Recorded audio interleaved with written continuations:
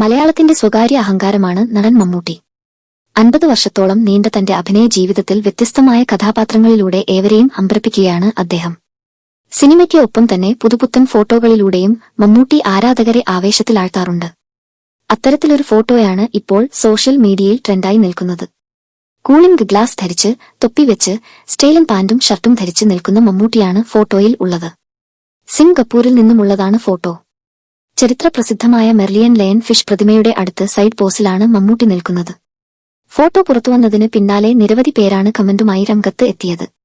എജ്ജാതി മനുഷ്യനാണിത്, വീണ്ടും വീണ്ടും ഞെട്ടിക്കുകയാണല്ലോ എന്നാണ് പലരും കമന്റ് ചെയ്യുന്നത്. അതേസമയം ഭ്രമയുഗമാണ് മമ്മൂട്ടിയുടേതായി ഏറ്റവും ഒടുവിൽ റിലീസ് ചെയ്ത സിനിമ.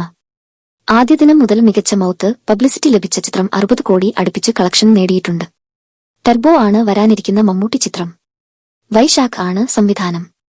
മധുര രാജയ്ക്ക് ശേഷം മമ്മൂട്ടിയും വൈശാഖും ഒന്നിക്കുന്ന ചിത്രത്തിന്റെ തിരക്കഥ ഒരുക്കുന്നത് മിഥുൻ മാനുവൽ തോമസ് ആണ്. ഓസ്ലറിന് ശേഷം മമ്മൂട്ടിയും മിഥുനും ഒന്നിക്കുന്ന ചിത്രമെന്ന പ്രത്യേകതയും ടർബോയ്ക്ക് ഉണ്ട്.